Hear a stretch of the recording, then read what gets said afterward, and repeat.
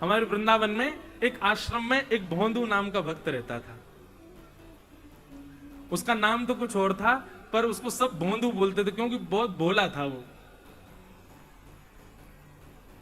आचार्य चरण रोज प्रवचन सुनाया करते थे और प्रवचन में बताते थे, बोले भांडीर वन में ठाकुर जी गैया चराने आते हैं। तो दूर बैठा ग्वारिया भोंदू बैठ करके सुनता था। उसने जैसे भांडीर वन नाम सुना, भांडीर वन नाम सुनते ही वो तो बिल्कुल ऐसे अचक हो गया और सोचने लगा भांडीर वन तो मैं भी जाऊं गैया चरावे, वो तो कभी मिले नहीं ठाकुर जी। अब उसके चित्त में ये अविश्वास नहीं है कि ठाकुर जी पहले आते होंगे, अब थोड़ी आते हैं।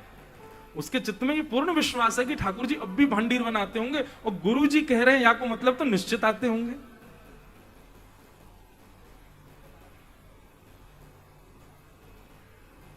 आज जब गैया चरावे गए भोंदू, अपनी गैयान को छोड़ करके और ढूंढ रहे हो कहां होंगे ठाकुर जी, कहां होंगे श्याम सुंदर। बंधुओं, केवल भोंदू नहीं, कितने वैष्णव ऐसे जिनने ये विश्वास मान लियो कि ठाकुर जी होंगे और वो पहुंच गए। रसखान भी तो ऐसी वृंदावन आए, उनको एक चित्र दिखा दिया ठाकुर जी का, तो रसखान बोलो ये बालक कहां मिलेगा, बोले वृंदावन में नंद नंदन को छोरा है। या को पाने के लिए कहा करना पड़ेगा, बोले गले में कंठी माला पहननी पड़ेगी। बोले ये मिल जाएगा, बोले हाँ मिल जाएगा। या को कहा प्रिय में या को खवाई दूंगा, बोले माखन मिश्री खवाई दियो। तो रसखान तुरंत ही निकल पड़े, ये विचार नहीं किया कि मुझे क्या करना है क्या नहीं करना, उनको विश्वास था कि मिले ही जाएंगे। रसखान बन गए।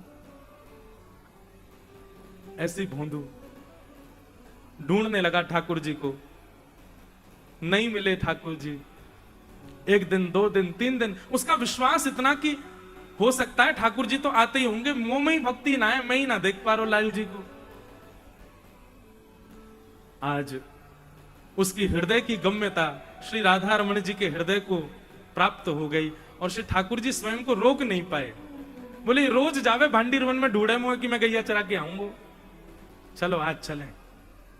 और तभी भोंदू ने देखा कि वन में अत्यंत सुंदर, अत्यंत रसमयी, अत्यंत आकर्षित करने वाली गैयाएं चल रही हैं और उन गैयाओं के बीच में पीली पीतांबरी पहने नील वर्ण के श्याम सुंदर अपने गले में, अपनी पीठ पर एक लाठी टांगे और दोनों हाथन को टांगे उनके बीच में चल रहे हैं। आहा, वो छवि देख करके, वो घुंघराले केश, कल हमारे कृष्णदास भैया आज सुबह ठाकुर जी को सुना रहे हैं ना, कैसा स्वरूप ठाकुर जी का।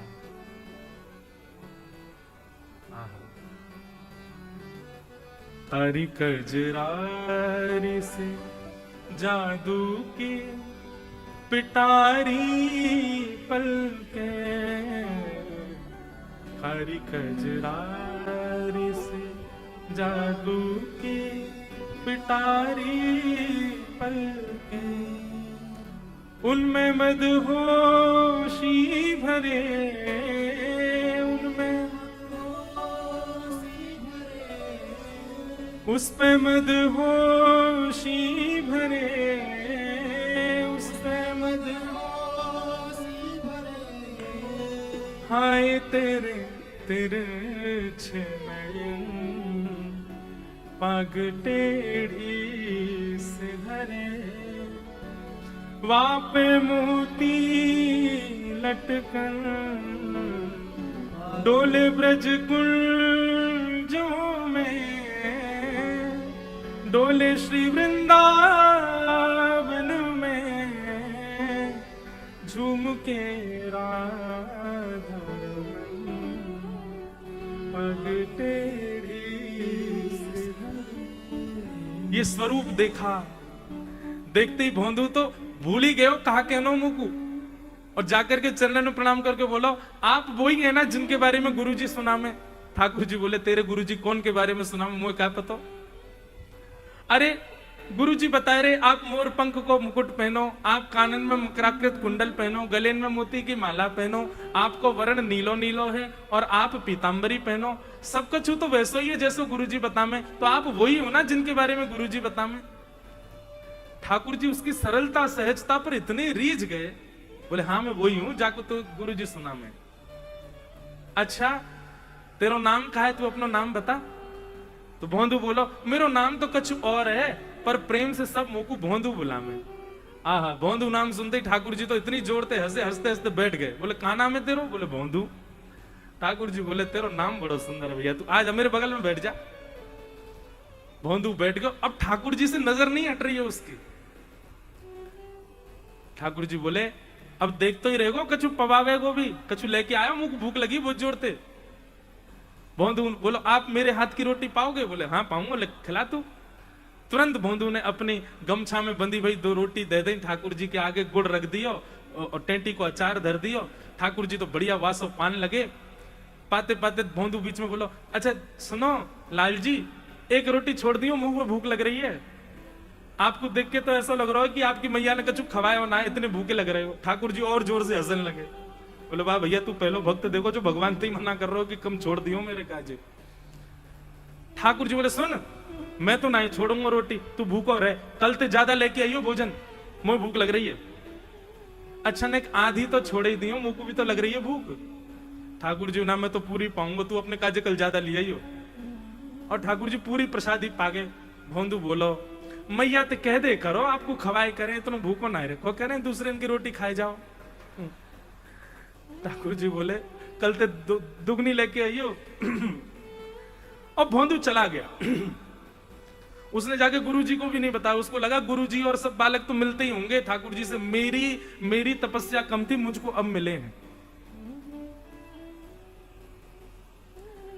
दूसरे दिन जब ज्यादा सामग्री ले जाने लगा रसोई घर से, गुरुजी को पता चली तो गुरुजी ने भोंदू से कहा भोंदू हमको पता चली तुम 2-3 दिन से बहुत ज्यादा सामग्री ले जाते हो, कहां ले जाते हो?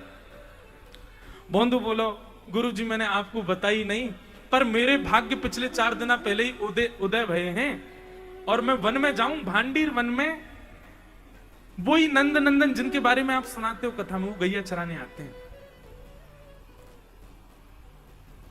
जैसे ही सुना नंद नंदन गैया चराने आते हैं, गुरुजी बोले भोंदू कौन आते हैं? बोले नंद नंदन, वही जो मोर मुकुट पहनते हैं, पीली पीतांबरी पहनते हैं। गुरुजी उनमें से ऐसी सुंदर सुगंधी आवे मैं आपको कहा बताऊं।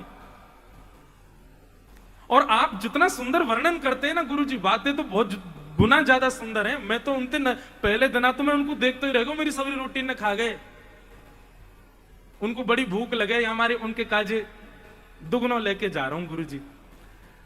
तो आचार्य जानते हैं कि कोई और बोले तो मैं विश्वास ना करूं, लेकिन भोंदू बोल रहा है तो इसका मतलब निश्चित ठाकुर जी आते। ये झूठ नहीं बोल सकता, सीधा व्यक्ति झूठ थोड़ी बोल पाता है। ठाकुर जी ने कहा अच्छा भोंदू तो एक काम कर, तू जाइयो ठाकुर जी से कहियो कि चलो हमारे आश्रम, गुरु जी मिलेंगे। भोंदू बोलो मैं लेके आऊं ठाकुर जी को? बोला हाँ तू लेके आ। भोंदू आज गया, ठाकुर जी आए। ठाकुर जी के आते ही भोंदू ने सामग्री रख दी, रोटी सब्जी और अचार रख दिया। ठाकुर जी पान लगे। भोंदू बोलो जय जय, मेरी एक बात मानेंगे आप? ठाकुर जी बोले हाँ बोल। बोले हमारे गुरु जी ने आपको बुलाया है, चलो मेरे संग, गुरु जी के पास चलो।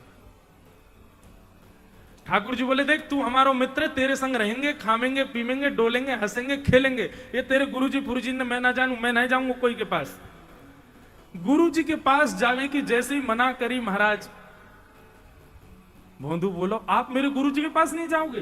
बोले नहीं जाऊंगा, मैं तेरे गुरु जी जानू ना हूं, और तेरो मित्र हूं मैं, गुरु जी को मित्र थोड़ी, उनके पास नहीं जाऊंगा।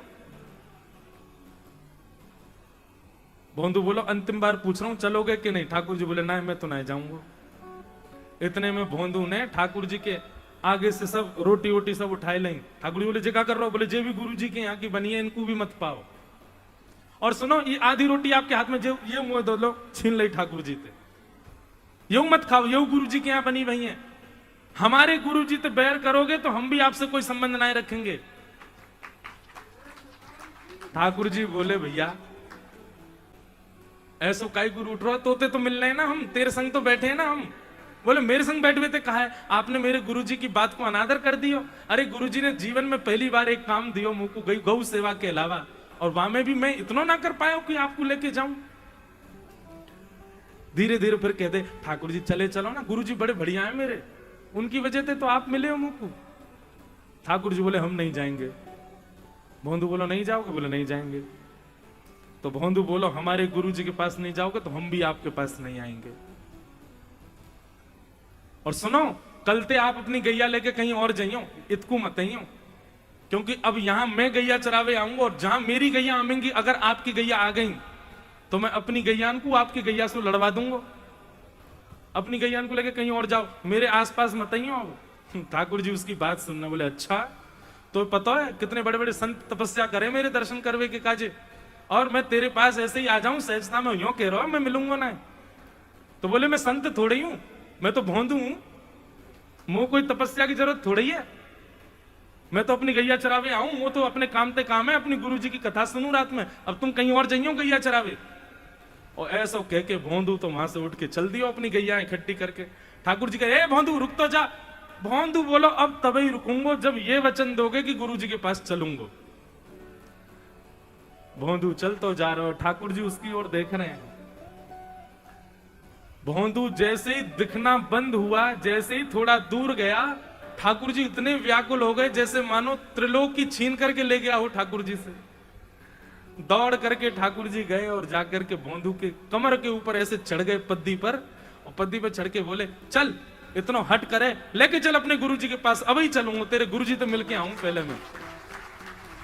भोंदू तो आनंदित है गयो महाराज, ठाकुर जी को ऐसे अपनी पद्दी पर चढ़ाई करके लेके गयो।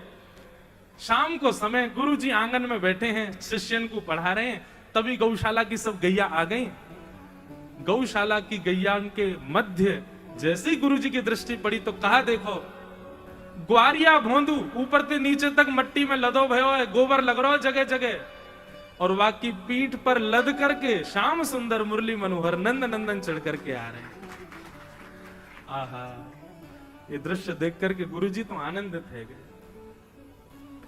हमने अपनो घर छोड़ दियो, परिवार छोड़ दियो, वेद अध्ययन करवे लगे, इतने शास्त्रन को अध्ययन कियो, तब भी आपके दर्शन नहीं आ पाए। और ये भोंदू अनपढ़ गंवार अंगूठा छाप केवल गैया चरावे, पीछे बैठ के कथा सुने।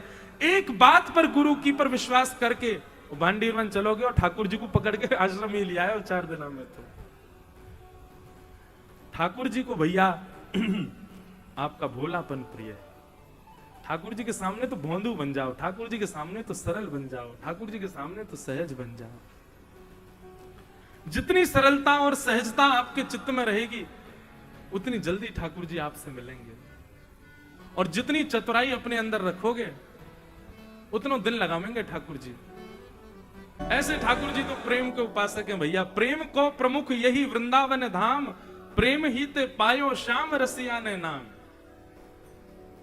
अभी आगे गोपी गीत आएगा, गोपी गीत में गोपियां यही तो कह रही हैं, जयति तेधिकम जन्मना ब्रज। इसका एक अर्थ तो यह है कि ते जन्मना ब्रजम अधिकम जयति, हे लाला तुम्हारे जन्म लेवे तो देखो हमारे ब्रजमंडल की कितनी महिमा है गई। लेकिन ये अर्थ लगाने पर हमको तो आनंद आ नहीं रहा, तो ब्रजवासी इसका दूसरा अर्थ लगाते हैं। क्या? गोपियां कह रही हैं लाला तुम ज्यादा इतराओ मत। क्यों? ये जो तुम इतने रसिक है गए हो, इतने प्रेमी है गए हो, सब तुमको पानो चामे, वो यामारे पानो चामे, क्योंकि तुम ब्रजवासी के बीच में प्रकट भये हो।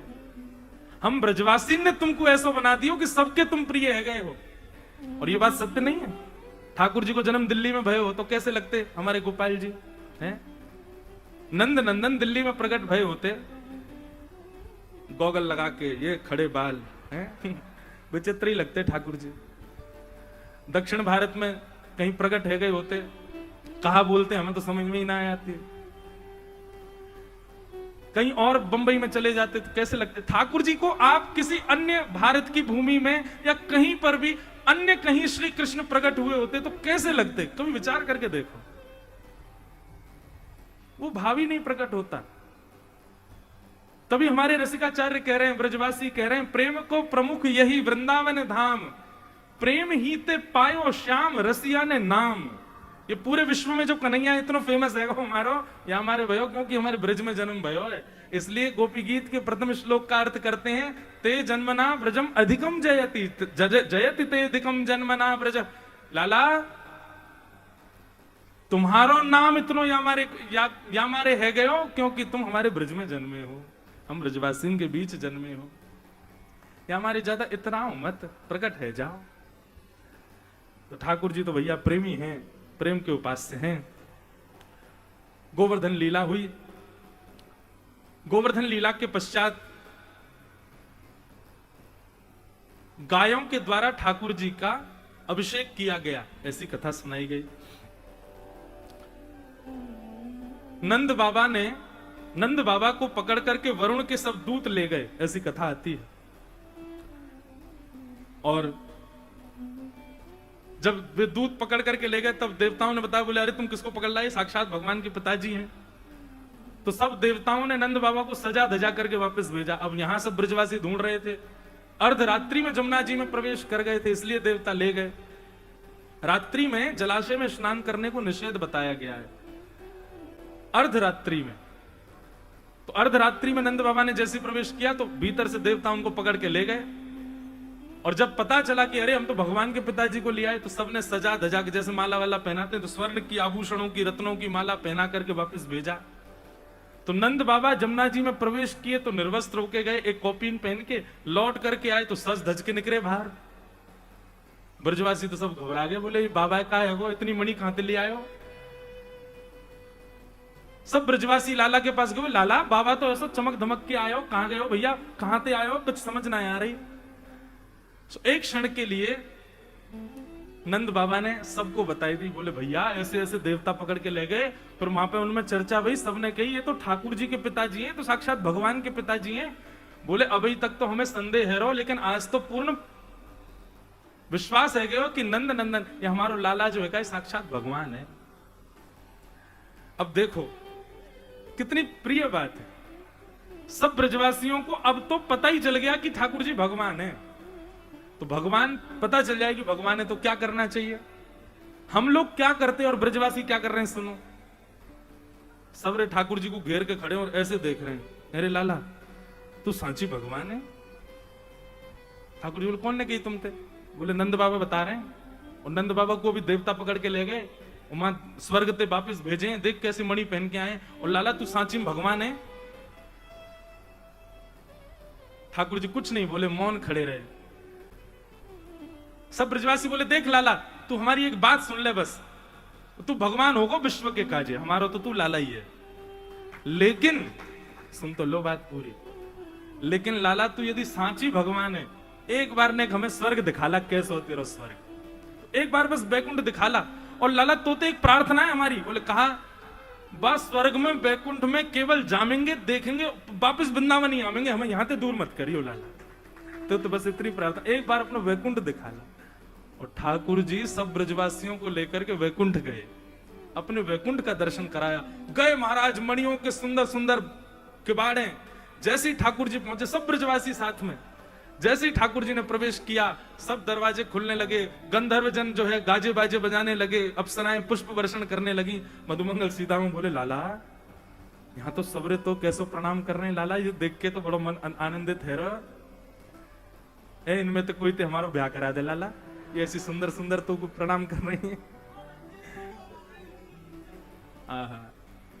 ठाकुर जी ने पूरे वैकुंठ का दर्शन कराया, जो चाहते वो पवाया। सब जगह का दर्शन करने के थोड़ी देर बाद ही सब ब्रजवासी बोले लाला अब हमारा मन ना लग रहा, तू वापस ले चल हमें। भैया ये तेरो वैकुंठ तेरो स्वर्ग तो को शुभकामना में दे रहे हैं, हमें तो तू वापस हमारा वृंदावन ही ले चल। ठाकुर जी ने सबको अपने हृदय से लगा, बोल इसीलिए मुझे ब्रजवासी बहुत प्रिय है। गिरिराज बास में पाऊं, ब्रज तज कहीं अनत ना जाऊं। भैया एक बात सुन लो, ब्रज में रहवे वारो, ब्रज में उठवे सोवे वारो, या ब्रज को नित्य याद करवे वारो भी ब्रजवासी नहीं। ब्रजवासी वो जाके केवल एक ही चिंता है कि मेरो ब्रज कभी छूटे ना, वो ब्रजवासी है। जाको एक ही चिंता लगी भैया कि मोते ब्रज कभी छूट नहीं जाए। अरे भैया ऐसे ऐसे ब्रजवासी वो हमारे रो में, हमें मृत्यु को भय नहीं है, हमें केवल यह बात को भय कि मर गए तो कहीं स्वर्ग नरक नहीं जानो पड़े, कहीं वैकुंठ नहीं जानो पड़े, हमें दोबारा वृंदावन ही मिल जाए। ये ब्रज के प्रति जो प्रेम है ना ब्रजवासी को, हमारे ठाकुर जी को ब्रजवासी बड़े प्रिय। तो ऐसे सब ब्रजवासी को ठाकुर जी ने वैकुंठ दर्शन करायो, और फिर ठाकुर जी ने अपनी माया से सबको विस्मृत भी करवा दियो। अब सबन को पता तो है कि जे लाला में कछु तो दिव्यता है, लेकिन जे जय जय है ये कोई ना माने। भगवान ना हमारो लाला ही है। इस प्रकार सब लीलाएं चल रही। एकादशी व्रत की कथा, आज एकादशी है, निर्जला एकादशी है। कितने सारे लोगों ने तो निर्जल एकादशी की है। भैया ये एकादशी जो है ना, ये भगवत प्राप्ति को एक साधन। वैष्णव की 3 निष्ठा, तुलसी निष्ठा, नाम निष्ठा और एकादशी निष्ठा। अपने परंपरानुसार, अपनी रीति अनुसार, अपने भावानुसार आप एकादशी को व्रत करो। और कई परंपराओं में एकादशी नहीं है, तो वहां पर उनके भाव जो उनके आचार्य ने, गुरुजनन ने और उनके संप्रदाय ने बताए, वहां को सम्मान करो। अब यहां पे वृंदावन में कई बार ऐसा हुआ है, अब गौड़िया वैष्णव हैं, रामानुजी हैं, वल्लभ कुली हैं, वे सब तो रखे हैं एकादशी, और हरिदासी और हरिवंशी में एकादशी को भाव नहीं। अब हरिदासी, हरिवंशी गौड़ियान के और वल्लभ कुलवार इनके मित्र हैं, वे तो बेचारे एकादशी व्रत कर रहे हैं और वो चढ़ा रहे, देख बेटा आज तो ऐसा बढ़िया पकवान बनाओ हमारे यहाँ, हम तो प्रेम तो पाएंगे। ये ऐसी हल्की हल्की नोकझोंक हमारे वृंदावन में चलती रहे, लेकिन ये भी आनंद है, या में कोई दोष नहीं। बाकी भैया तुम अगर प्रसाद पाए लोगे, अन्न पाए लोगे, ठाकुर जी नाराज नहीं होंगे। चकाचक पाव, ब्रजवासी में तो खूब आनंद होगा, चकाचक पान दो महाराज, पावे में कोई निषेध नहीं। लेकिन केवल इतना भाव है कि यदि कोई झूठे को कह दे कि इससे हमारे प्रियतम हमको मिल जाएंगे, तो वो क्रिया करने में कैसी हर्जा, वो क्रिया करने में कैसा कोई निधान।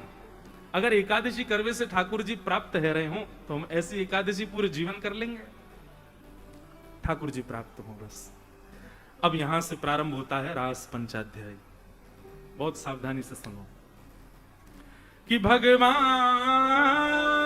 पिता रात्रि शरदोत्फुल्ल मल्लिका विक्षरन्तुम मनश्चक्रे योग मायाम उपाश्रित।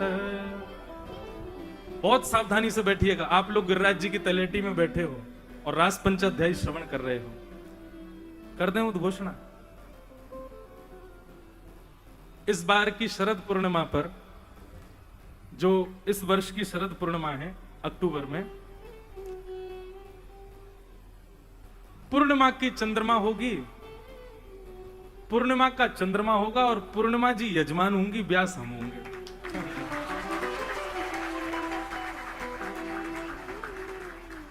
कितना सुंदर संयोग है। पूर्णिमा का चंद्रमा, पूर्णिमा जी यजमान। वैसे यजमान तो हमारे श्यामा श्याम है, हमारी किशोरी जी हैं?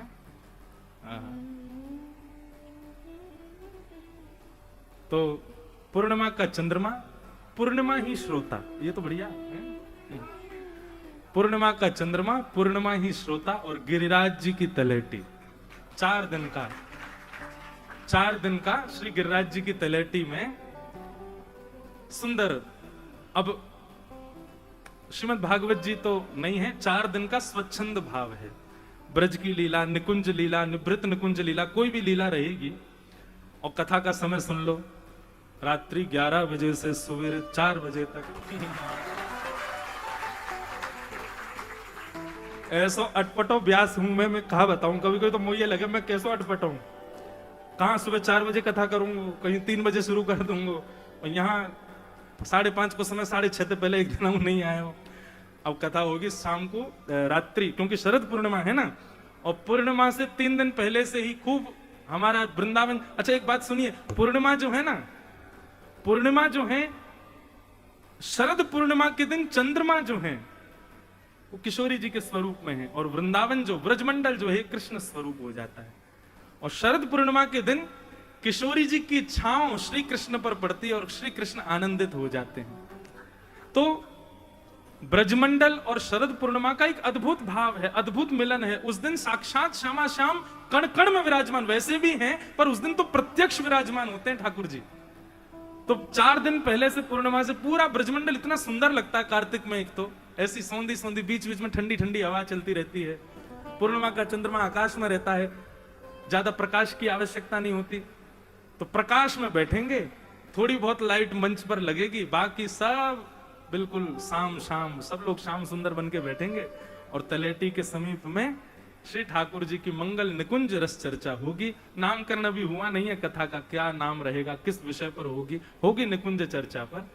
तो 4 दिन का वो क्रम शरद पूर्णिमा पर श्री गिरिराज जी की तलेटी में पुनः होगा। बोल गिरिराज धरण की। सब लोग आ जाइए, और खूब आनंद करेंगे। और वहीं चंद्रमा की छांव में श्रीनाथ जी को हृदय से लगा के गिरिराज जी की तलहटी में जयति तेधिकं जन्मना ब्रज श्रयतैर्विरा सस्वदत्रिः दैतदृश्यता दीक्षुतावक स्त्वैधृतासव स्वाम विचिन्वते। गोपी गीत गाएंगे, ठाकुर जी को रिझाएंगे, नेक और समीप पहुंच जाएंगे तलेटी के, और नित्य गिरिराज जी को कथा सुनावेंगे आनंद से खूब। अब तो प्रतीक्षा हो गई मेरे को तो भैया, मैं तो यही मारे कथा करके कहीं से जावे में मुझको थोड़ा कम कष्ट होवे कि मुझको एक दूसरी प्रतीक्षा से मेरे अंदर संतोष आ जाए। अब कल गिरिराज जी कथा विश्राम होगी, मैं 2 दिन से बड़ा बेचैन कि गिरिराज जी से कैसे जाएंगे, अब मन कैसे लगेगा। लेकिन तभी संतोष ठाकुर जी ने कर दिया, बोले चिंता मत कर, शत पूर्णिमा फिरते आ जाइयो। तो अब इस संतोष में चला जाऊंगा कि अभी बस इतने दिन ही तो हैं, इतने दिन ही तो हैं, बस आई तो रहे। अभी तक यहाँ इस कथा की प्रतीक्षा थी, अब शरद पूर्णिमा की प्रतीक्षा। खूब आनंद आएगा भैया। अब जैसे श्री जी अनुग्रह करेंगे, कृपा करेंगे, गिरिराज बाबा अनुग्रह करेंगे, श्री गिरिराज बाबा को श्री गिरिराज जी की तलहटी में उस चर्चा को करेंगे। आइए रास पंचाध्याय में प्रवेश करें। भगवान पिता रात्रि शरदोत्फुल्ल मल्लिका। एक भाव मन में आता है कि हमारे ब्रजमंडल में ठाकुर जी को भगवान कहकर के बहुत कम बुलाते हैं। क्या बोलेंगे? लाल जी, लाडली जी, लालन, ठाकुर जी को लालन कहेंगे, प्रिया, प्रियतम, बिहारिणी, बिहारी जी। इन्हीं सब शब्दों से श्री जी, श्याम सुंदर। ठाकुर जी को भगवान तो कोई कहता ही नहीं वृंदावन में। हमारे ब्रजमंडल में भगवान ना कहे कोई ठाकुर जी से। क्यों? क्योंकि यहां ठाकुर जी अपने ऐश्वर्य को छुपाते हैं, अपने ऐश्वर्य को गौड़ करते हैं, अपने प्रेम को प्रकाशित कर रहे हैं। रासपंचाध्यायी जो है वो इसी बात का प्रमाण है कि ठाकुर जी अपने ऐश्वर्य को छुपा रहे हैं, अपनी प्रभुता को छुपा रहे हैं, अपने प्रेम तत्व को प्रकट कर रहे हैं। लेकिन फिर भी श्री शुकाचार्य जी महाराज ने रासपंचाध्यायी के प्रारंभिक शब्द में क्या कहा कि भगवान पिता रात्रि, भगवान शब्द से प्रारंभ किया। यहां भगवान शब्द प्रयोग करने का प्रयोजन उन लोगों के लिए है जो रस में डूबे हुए हैं, जो रसिक हैं, जो भावुक हैं, उनके लिए नहीं। उन लोगों के लिए जो नए नए अभी रस में सुनने में आए हैं, नए नए कथा में बैठे हैं, नई नई कथा सुन रहे हैं, उन लोगों के लिए भगवान शब्द लगा करके शुकाचार्य जी सावधान कर रहे हैं कि आगे की लीला में तुम्हारे चित्त में संशय प्रकट हो सकता है कि परमात्मा ये क्या कर रहे हैं। इसलिए ये भूलिएगा मत कि ये भगवान है। कर्तुम अकर्तुम अन्यथा कर्तुम समर्थ ईश्वर, जो सब करने की सामर्थ्य रखता है वो भगवान। लेकिन केवल प्रेम में आसक्त होकर के अपने आप को इतना सहज, रास का मतलब बंधुओं नाचना नहीं होता। मैं कथाओं में खूब कहता हूं इस बात को। रस और रास ये 2 शब्द हैं। मैं ठाकुर जी के समीप जाऊं, मैं ठाकुर जी को तैयार करूं, मैं ठाकुर जी की परिक्रमा लगाऊं, मैं वृंदावन जाऊं, मैं बरसाने जाऊं, मैं गिरिराज जी जाऊं, ये सब रस हैं। पर मुंह से मिलवे ठाकुर जी मेरे घर आ जाएं, ये रास है। आप ठाकुर जी के लिए कोई प्रयोजन करो, ये रस है। पर ठाकुर जी आपके लिए नियोजन करें, वही रास है। रस और रास में यही अंतर है बस। ये कथा भी एक रास है। कल चित्र बाबा एक बात सुंदर बता रहे रात्रि में, बोले महाराज जी शरद पूर्णिमा का दिन अपने ठाकुर जी को पाठोत्सव वसंत पंचमी, तो वसंत पंचमी के दिन बोले ठाकुर जी के सामने बैठे तो ऐसी चर्चा भई कि या बार इंद्रेश जी की कथा कराएंगे। बोले ये चर्चा है ही रही कि चलो अब बातचीत करेंगे। तभी कोई आपके प्रेमी आए और उनने आकर के आपसे निवेदन किया, बोले महाराज जी हमारो मन है या बार आप इंद्रेश जी कथा कराओ। तो बोले दोनों बात मिली, तब ये लगी कि अरे ठाकुर जी देखो कहां से अपनी सब व्यवस्था कर रहे हैं। यही तो रास है। आप व्यवस्था करें, आप नियोजन करें, आप विचार करें, वो रस है। पर ठाकुर जी विचार करके प्रस्तुत करें, वही रास है। और भक्ति का यही स्वरूप होना चाहिए, रस से प्रारंभ हो, रास तक पहुंचे। रास, रास का मतलब क्या है? इन गोपियों के प्रेम लक्षण पर ठाकुर जी इतने रीझ गए कि यह तक भूल गए कि मैं परमात्मा हूं, और उनके साथ उतनी सहज लीला करने लगे, इतने सरल हो गए, इतने सौम्य हो गए कि मानो जैसे उन्हीं के ही सब कुछ हों ठाकुर जी। इसी को रास कहते हैं। कात्यायनी पूजन करती हैं नित्य गोपियां। एक दिन कात्यायनी पूजन के उपरांत ठाकुर जी ने गोपियों का चीरहरण किया, और चीरहरण के बाद ठाकुर जी ने गोपियों को आश्वासन देते हुए कहा कि शरद पूर्णिमा की रात्रि पर हम आपके साथ रास विहार करेंगे। गोपियां तो वही दिना से प्रतीक्षा कर रही हैं, कब आवेगी शरद की ऋतु, कब आवेगी ये शरद ऋतु। आज जैसे शरद पूर्णिमा का चंद्रमा उदित हुआ आकाश में, गोपियों की स्थिति क्या है? पैर रख कहीं रही हैं, चल कहीं और रही हैं, करना कुछ चाहती हैं, हो कुछ और रहा है, सोच कुछ और रही हैं, पर कह कुछ और रही हैं। ऐसी स्थितियां गोपियों की हो गई है। तभी जैसे ही रात्रि का समय आया, ठाकुर जी निकल करके अपनी वंशी लेकर के पहुंच गए वन में, और कदम वृक्ष के नीचे जैसे ही बैठे, ठाकुर जी ने दृष्टिपात किया, अभी तक कोई भी गोपी नहीं आई। बोले अच्छा, गोपियां माने नहीं आए, प्रतीक्षा कर रही हैं कि मैं बुलाऊंगा तब जाएंगी।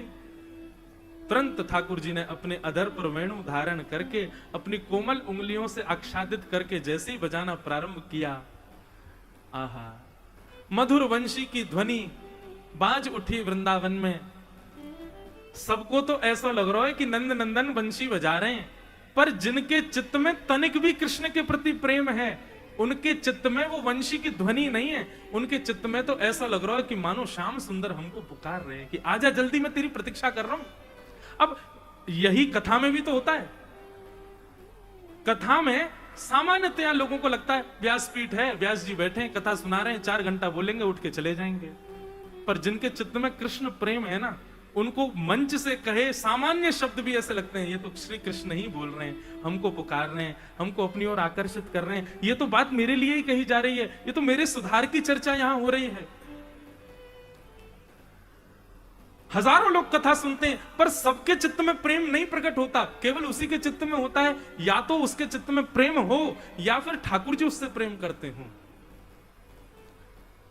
गोपियां जो ठाकुर जी से प्रेम करती हैं, सबके कानों में ध्वनि जावे और जाके मानो कहे चल गोपी जल्दी चल, कन्हैया तेरी बात निहार रहे हैं। और जैसे ही वो ध्वनि कान में जाकर के बोले, गोपियां अपने कार्य को यथावत वहीं छोड़ें, ये भी विचार ना करें कि लोग कुल मर्यादा क्या कहेगी, दौड़ पड़ती है ठाकुर जी से मिलने के लिए। कोई गोपी दूध काट रही है, कोई सीरो बना रही है, कोई पति को भोजन करा रही है, कोई अपने आंखन में काजल लगा रही है। अच्छा, अभी 3-4 दिन पहले एक व्यक्ति ने मुझसे प्रश्न किया, बोले महाराज जी ये केवल गोपियों को क्यों सुनाई दी, किसी ग्वाल बाल को क्यों नहीं सुनाई दी? इसके 2 उत्तर हैं। कुंज, निकुंज, निवृत्त निकुंज, ये 3 कुंज हैं ठाकुर जी के। कुंज में सबका प्रवेश है, पर निकुंज में केवल कृष्ण प्रेमी और ठाकुर जी और श्री जी का प्रवेश है, और निवृत्त निकुंज में केवल श्यामा श्याम का प्रवेश और किसी का नहीं। रास विहार जो है ये निकुंज की लीला है, इसमें कुंज नहीं है। तो कुंज में ग्वाल बाल ब्रजवासी सबका, गिरिराज धारण लीला ये कुंज की लीला है, इसमें सबका प्रवेश है। देवता भी आए, गंधर्व भी आए, गैया भी आई है, ग्वाल बाल भी आए। पर निकुंज में केवल वो गए हैं जिनके अंदर कृष्ण प्रेम है। तो ऐसा भाव एक रसिक जन वर्णन कर रहे थे, बोले ठाकुर जी ने जब वंशी बजाई ना, तो कछु ग्वाल बाल भी ठाकुर जी से प्रेम करें, और वो ग्वाल बाल भी आज गोपिन को श्रृंगार कर करके दौड़े हैं। वो भी गोपी बन करके गए, अंज लोचने, अपने आंखन में काजल लगाए करके, होठन में लालिमा लगा करके, गले में हार पहन करके, और महाराज सुंदर जो भी गोपी को श्रृंगार होवे कर करके गोप भी कहीं पहुंचे। कोई को पता थोड़ी चल रही है कौन कौन आए हो। ठाकुर जी के रास विहार में आने वाली गोपियों की आयु 6 वर्ष से लेकर के और वृद्धा 90 वर्ष तक की गोपियां हैं। नन्ही सी बालिका भी ठाकुर जी से जो प्रेम करती है वह भी आई है, और अत्यंत वृद्धा जिसको 2 लोग पकड़ के चल रहे हैं वो भी ठाकुर जी के समीप आई है। और ठाकुर जी को देख करके ऐसी स्थिति है गई कि अत्यंत वृद्धा भी अत्यंत युवान है गई है, वो भी ठाकुर जी के संग रास विहार के लिए तैयार है। एक अद्भुत अद्भुत छवि है रास की। एक कारण यह भी बताया जाता है केवल गोपियों को क्यों सुनाई दी, क्योंकि भैया ये गोपियां जो है ना, ये पूर्व जन्म के संत हैं, ये पूर्व जन्म के अपने त्रेता युग के संत हैं। दंडकारण्य वन के राम जी के दर्शन की प्रतीक्षा में बैठे रहे, पर राम जी नहीं गए। तब राम जी ने हनुमान जी को भेजा कि दंडकारण्य वन के संतों को आज्ञा कर दो कि वे प्रतीक्षा करें और इस तन का त्याग करें, अगले जन्म में वे सब ब्रज की गोपी बनकर के आएंगे। अभी तो वो संत हैं और मैं परमात्मा हूं, केवल मुझे प्रणाम कर पाएंगे, लेकिन अगले युग में ये सब गोपियां बन के आएंगी और मैं इनका प्रियतम बन के आऊंगा। अभी तो केवल प्रणाम का अधिकार, लेकिन अगले युग में तो मेरे गले में गलवैयां डालवे का भी अधिकार मिलेगा, इसलिए प्रतीक्षा करें। तो ये तो राम जी ने वरदान दिया था संतों को कि तुम गोपी बन के आओगे और मैं तुम्हारा प्रियतम बन के आऊंगा, इसलिए रास बिहार में गोपियां आई। लेकिन क्योंकि शंकर जी गोपी बन के आए, इससे यह प्रमाणित होता है कि गोप भी रूप बदल बदल करके आए हुए हैं गोपी बन के। पर हमको इससे ज्यादा अभिप्राय नहीं कि वहां गोप आई है कि गोपी आई है, हमको इससे अभिप्राय है कि वहां केवल कृष्ण प्रेमी आए हैं और कोई नहीं आए। ठाकुर जी ने देखा सामने असंख्य गोपियां खड़ी हैं। सबसे पहले तो ठाकुर जी ने स्वागत किया, स्वागतम वो महाभाग कथम किम करवाणि वह ब्रजस्या नामयं कश्चित् वृतागमन कारणम। स्वागत स्वागत, आइए आइए आइए, आप सबका स्वागत है। और स्वागत करते हुए गोपियों का मनोबल बढ़ा दिया, सब गोपियां आनंदित हो गईं। और दूसरी पंक्ति में ठाकुर जी क्या कहते हैं, इतनी रात को आप सब अपने पति परिवारों को छोड़ छोड़ करके यहां एकांत में क्यों आई हो? ब्रूतागमन कारणम, अपने आने का कारण बताओ। एक तो किसी व्यक्ति ने आपको निमंत्रित कर दिया और निमंत्रण एक बार भी नहीं 2 बार कर दिया, और 2 बार के बाद भी रोज संकेत भी किया कि उस दिन मिलना है, उस दिन मिलना है, और उस दिन आप 100 काम छोड़ करके पहुंचे और व्यक्ति बोले अपने आने का कारण बताओ, कितना बुरा लगेगा। लेकिन जब बहुत बुरा लगता है ना तो व्यक्ति मौन हो जाता है, बोलता नहीं है। गोपियां मौन हो गई। ठाकुर जी बोले बोलो क्यों आई हो? गोपियां इशारा करने लगी, नहीं तुम ही बोलो अभी तो। और ठाकुर जी 10 श्लोकों में क्यों आई हो और तुमको नहीं आना चाहिए था, ये बात कहते हैं। एक पतिव्रता नारी का धर्म क्या होता है, पतिव्रता नारी को क्या क्या नियमों के पालन करने चाहिए, सब बातें ठाकुर जी बताते हैं। भर्तु शुश्रूषणम स्त्रीणाम परो धर्मो यमाय तद्बंधुनाम च कल्याणम प्रजानाम चानुपोषणम। एक एक गोपी को संकेत करके कह रहे हैं, अरे तू तेरे तो अभी अभी ब्याह भयो, ऐसा सुंदर पति तेरे घर आया और तेने अपने पातिव्रत धर्म को तोड़ दियो है, वाकू छोड़ करके तू दौड़ी दौड़ी यहां चली आई। तुमको पता है पतिव्रता नारी के धर्म में कितनो बल होवे? एक पतिव्रता नारी यदि चाह ले कि कल उसके पति की मृत्यु होने वाली है, ये बात उसको पता चल जाए, तो वो सूर्य को आज्ञा कर सकती है कि सूर्य कल उदित मत होना, क्योंकि तुम्हारे उदय से मेरी पति की मृत्यु हो जाएगी। जिस सूर्य को ब्रह्मांड में कोई नहीं रोक सकता, उसको पतिव्रता नारी रोक सकती है। और तुम अपने अपने पतियों को छोड़ के यहां चली आई हो। प्रतियात ब्रजम नेह स्थेयम स्त्री भी सुमध्यमा, चलो जाओ वापस चली जाओ अपने अपने घर को। और ठाकुर जी यहां पर पतिव्रता नारियों के घर की बहुओं के कितने नियम होते सब बता रहे हैं। यहां पे क्या करना चाहिए क्या नहीं करना चाहिए। दुशीलो दुर्भगो वृद्धो जडोरोग्य धनो पिवा पति स्त्री भेन हातव्यो लोकेप्सु की। कैसा भी कुछ क्यों ना हो जाए, चाहे आपकी सासू मां कितनी भी लड़ाई करने वाली क्यों ना हो, चाहे आपका घर, ये सब ठाकुर जी कह रहे हैं, आपका घर टूटा फूटा क्यों ना हो, आपका पति कितना भी दिखने में बुरा क्यों ना लगता हो, आपके परिवार के जन भले ही आपसे प्रेम ना करते हो, इतना सब कुछ होने के बाद भी पति स्त्री भी न हातव्यो, अपने पति का त्याग नहीं करना चाहिए। और तुम सब यहां चली आई हो। 10 श्लोकों तक ठाकुर जी बोलते रहे, गोपियां सुनती रहीं। और जब ठाकुर जी मौन हो गए तो गोपियां बोली, हो गया आपका, अब हम बोलें? भगवान बोले हाँ हाँ बोलिए। और जगत नियंता, जगदाधार, पर ब्रह्म परमात्मा परमेश्वर लच्छेदार वाणी से बोलने वाले ठाकुर जी को चुप कर देती हैं गोपियां। गोपियां कहती मैवं विभोर्हति भवान गदितुम निशंसम् संतज्य सर्व विषयांस्तव पादमूलम् भक्ता भजस्व दुर्वग्रहमान्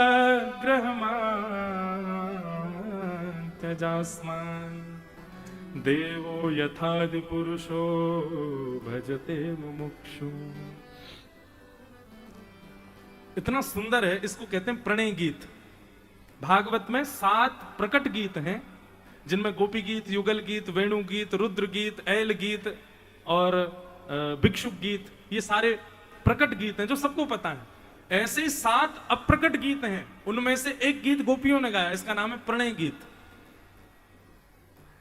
इतना सुंदर है प्रणय गीत। गोपियां यहां अपने प्रेम को प्रकाशित करती हैं, बहुत ध्यान से सुनिएगा। गोपियां कहती हैं कन्हैया, भोक्ता को क्या पता कि भोजन बनाने में कितना परिश्रम हुआ है, वो तो केवल पा लेता है अपनी क्षुधा निवृत्ति के लिए। ऐसे ही तुम भगवान हो, तुमको क्या पता कि भक्त कितनी पीड़ा सहकर के बनता है। और गोपियां यहां मानो प्रमाणित कर देती हैं, जिसने सहा नहीं है भक्त बनने के लिए, ठाकुर जी की शरणागति के लिए सहा ना हो, कुल मर्याद परिवार, अपने अपने पारिवारिक जीवन में भी, अपने अपने स्वाभाविक जीवन में भी कभी कुछ दुस्साहस ना सहा हो, विपरीतताएं ना सही हो, तो समझो अभी वो भक्त बना नहीं है। बिना विपरीत अवस्था के भक्त नहीं बन पाएगा।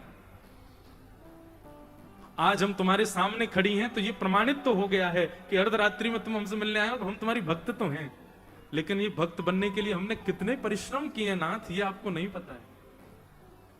आप अपनी गीता के प्रवचन में कहते हो सर्वधर्मान परित्यज्य माम एकम शरणम ब्रज। ठाकुर जी जब इस प्रवचन को दे रहे हैं सर्वधर्मान परित्यज्य, उस समय कोई और धर्म था ही नहीं, उस समय केवल हिंदू वैदिक सनातन धर्म था। तो ठाकुर जी ये बात कैसे कह सकते हैं कि सारे धर्मों को छोड़ के मेरी शरण में आ जाओ? उस समय कोई धर्म था ही नहीं, एक ही धर्म था। तो आप किस धर्म को छोड़ने की बात कर रहे हो? आप यही व्यवहार धर्म को छोड़ने की बात कर रहे हो। जिन व्यवहारों में पढ़कर के व्यक्ति लगा रहता है, मां की चिंता, पिता की चिंता, परिवार की चिंता, अपनी चिंता पर ये ऐसा, इसको व्यवस्थित ये करना, ये सभी तो व्यवहार है। ठाकुर जी आप संकेत यही तो कर रहे हो, सर्वधर्मान परित्यज्य, सब सारे व्यवहार धर्मों को छोड़ के मेरी शरण में आ जाओ। और आज जब हम सब छोड़ छाड़ के आ गए हैं तो हमसे कह रहे हो कि वापस चले जाओ। कन्हैया, अगले श्लोक में तो गोपियों ने मीठी डांट लगाई है ठाकुर जी को, मीठी डांट भी लगा रही हैं और रुदन भी कर रही हैं। क्या कह रही हैं कि कुर्वन्ति हित्वा रतिम कुशलस्व आत्मनः नित्य प्रिये पतिसुतादि विरार्ति दैकिम तत्र प्रसीद परमेश्वर मास्म छिंदा आशां भ्रतां त्वयि चिरादरविंद नेत्र। कन्हैया, आप कहीं हमको व्यभिचारिणी तो नहीं समझ रहे हो कि एक पति होते हुए हम अन्य के पास आए हैं? आप कृपा करके हमको व्यभिचारिणी मत समझिएगा। हमारा प्रेम कैसा है सुन तो लीजिए एक बार। हम कभी नहीं चाहते कि आप हमारा स्पर्श करो, हम कभी नहीं चाहते कि आप हमारे सामने रहो, हम कभी नहीं चाहते आप हमारे आसपास भी रहो। अरे कन्हैया, आप आज मिल गए, अब जीवन भर ना भी मिलना, हम तब भी प्रसन्न रह लेंगे, लेकिन हाँ, सिवाय आपको अपने हृदय में किसी अन्य को स्थान नहीं दे सकते। हमारा प्रेम तो ऐसा है कन्हैया। हम कोई आपका स्पर्श थोड़ी चाहती हैं, आपका दर्शन भी नहीं चाहती, आपका स्पर्श भी नहीं चाहती, आपसे मिलना भी नहीं चाहती, आपसे कोई कामना नहीं है। केवल और केवल एक बात चाहती हैं कि हमने आपको सर्वस्व दिया, आप केवल इतना बता दो कि आपने स्वीकार कर लिया। बस इतना कह दोगे, हम अभी वापस चली जाएंगे, जीवन में कभी लौट करके नहीं आएंगी। इसी प्रसन्नता में पूरा जीवन व्यतीत कर देंगे कि हमारा प्रेम आपने स्वीकार कर लिया। हम कोई व्यभिचार नहीं थोड़े हैं कन्हैया, सब छोड़ करके आई हैं आपके लिए। बस आपसे एक बार सुनना चाहती हैं कि ये सब जो हमने किया है आपके लिए, आप इसको स्वीकार कर चुके हो। बस इससे अतिरिक्त, इससे आगे का हमारा प्रेम नहीं है। हम ऐसा नहीं है, पर हम चाहते नहीं आपको श्रम देना। कैसा अद्भुत प्रेम गोपियों का। तभी तो नारद जी महाराज नारद भक्ति सूत्र में कहते हैं, बोले प्रेम किसका है? बोले यथा ब्रज गोपिका नाम, ब्रज की गोपियों का।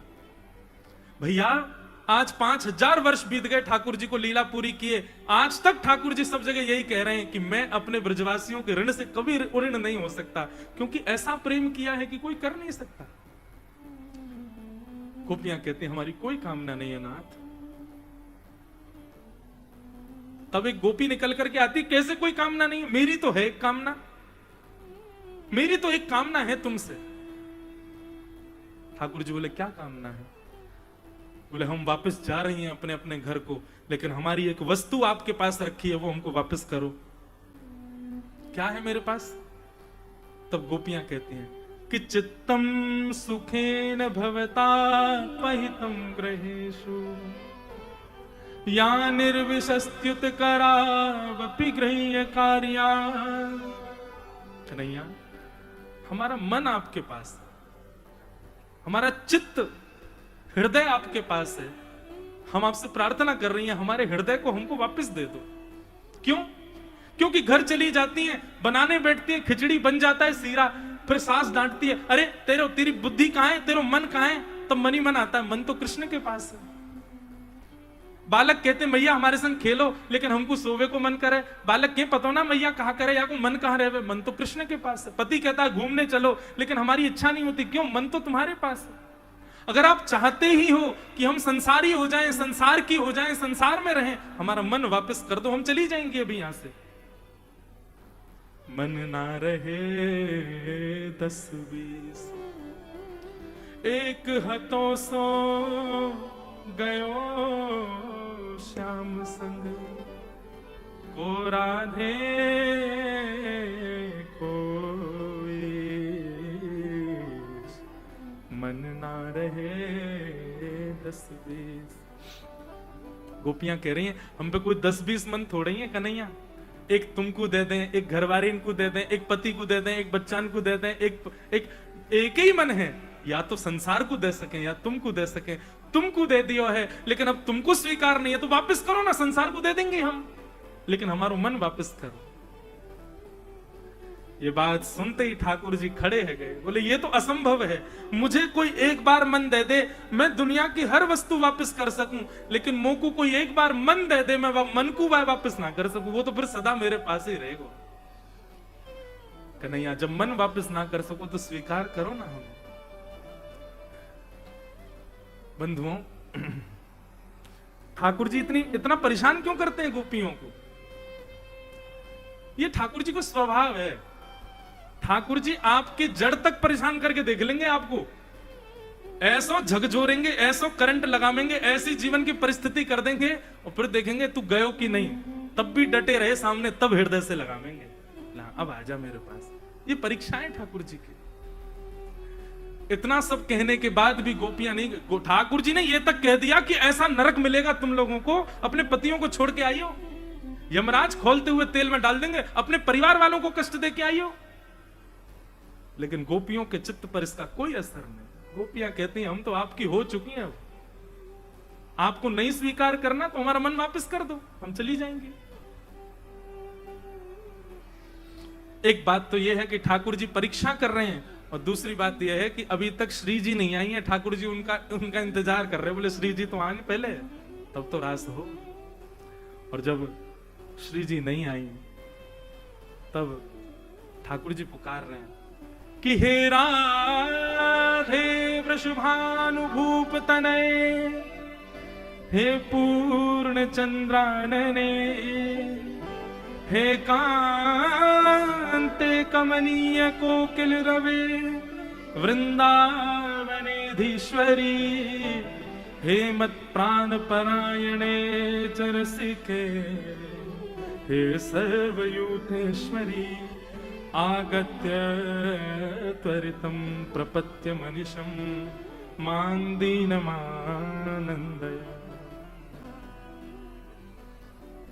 रास में चल श्यामा प्यारी, बाट सब देखे ब्रज नारी। आहा, इतना सुंदर भाव है। अभी रास तो महाराज तो अभी होगा, लेकिन ठाकुर जी मानो श्री जी को बुलाए रहे हैं।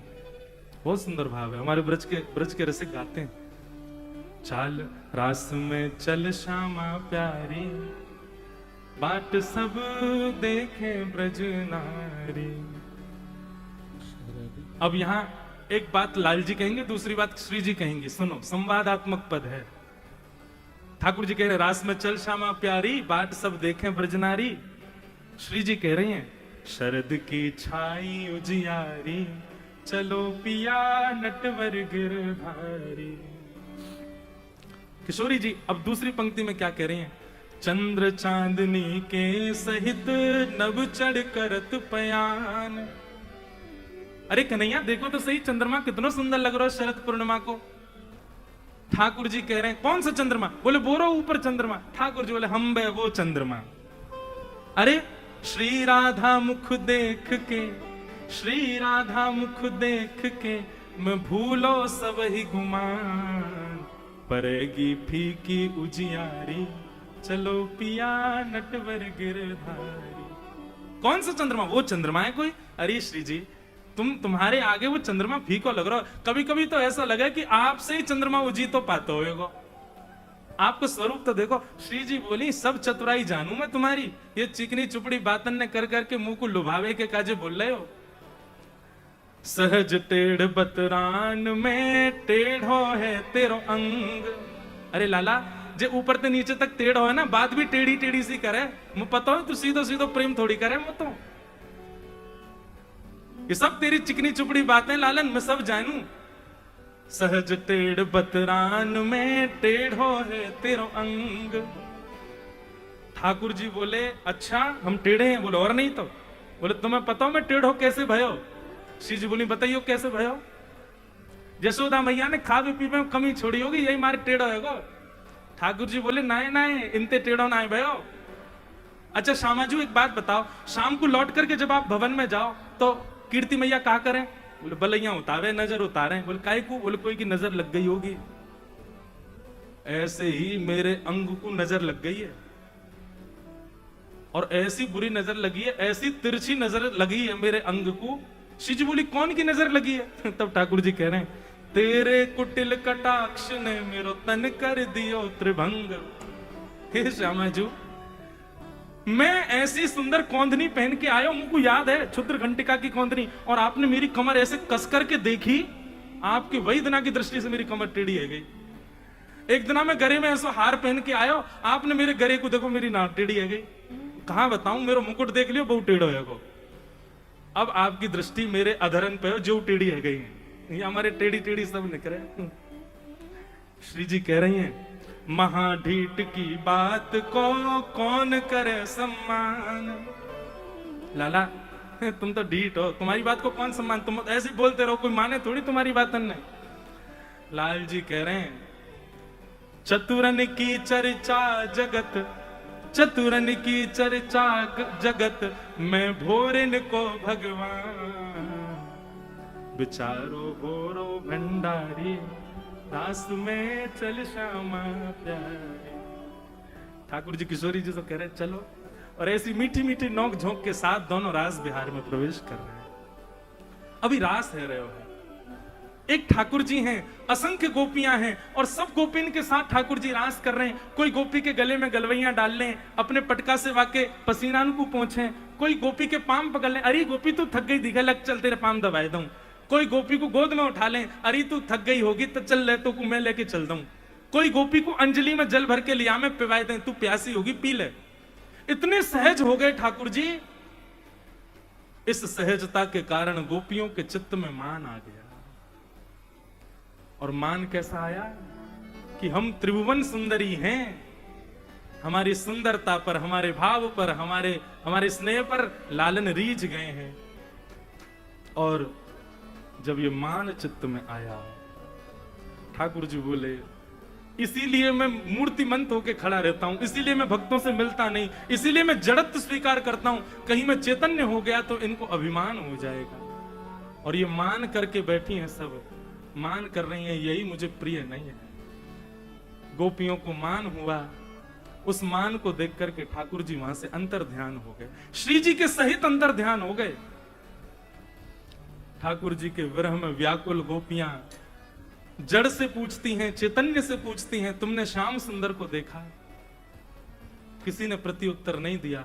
इतना इतना इतना विरह का ऐसा वर्णन किया भागवत जी में कि कृष्ण संबंध की जो वस्तु दिख जाए गोपियां उसी के पास चली जाती हैं, यह भी विचार नहीं करती कि यह जड़ है और पूछने लगती।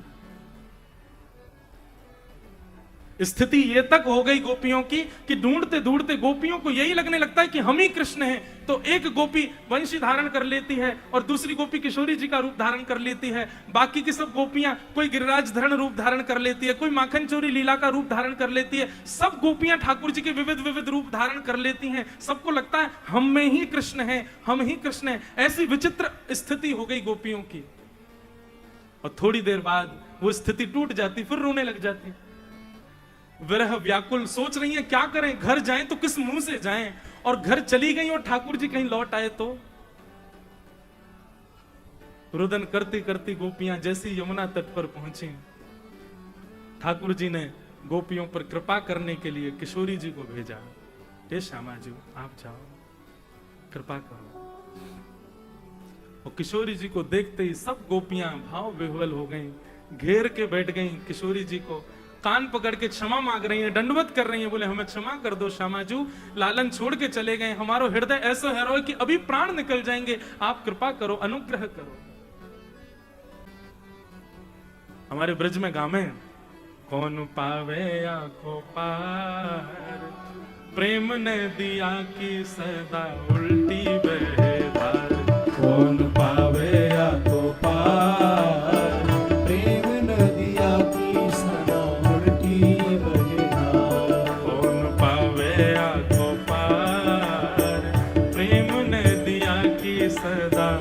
उल्टी बहे धार। कौन पावे आँखों पार, प्रेम नदिया की सदा उल्टी बहे धार। ओ प्रेम को प्रमुख यही वृंदावन धाम, प्रेम को प्रमुख यही वृंदावन धाम, प्रेम को प्रमुख यही वृंदावन धाम, को प्रमुख यही वृंदावन धाम। प्रेम हित पायो श्याम रसिया ने नाम, ओ प्रेम हित पायो श्याम रसिया ने नाम। अरे हाँ प्रेम हित पायो श्याम रसिया ने नाम, ओ प्रेम हित पायो श्याम रसिया ने नाम। जाए जाने कहाँ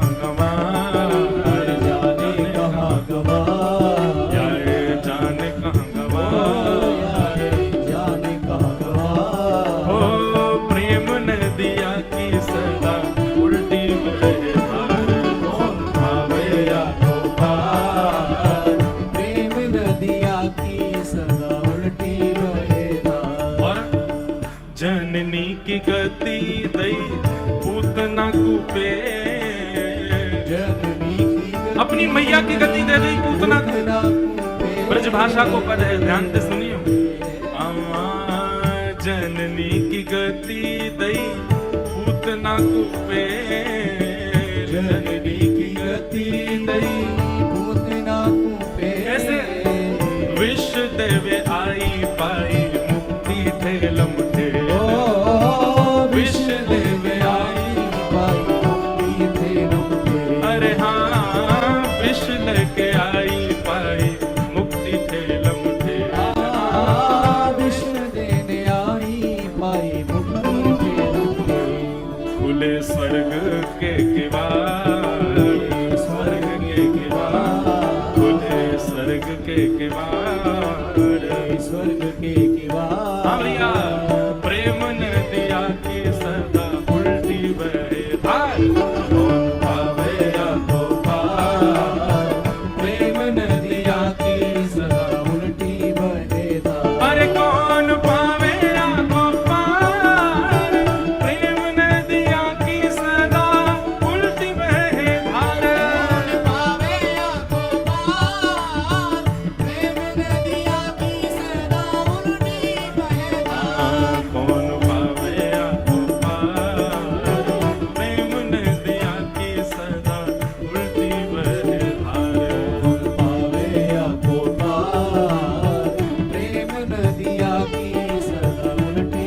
और क्या कर रहे हैं? विष्णु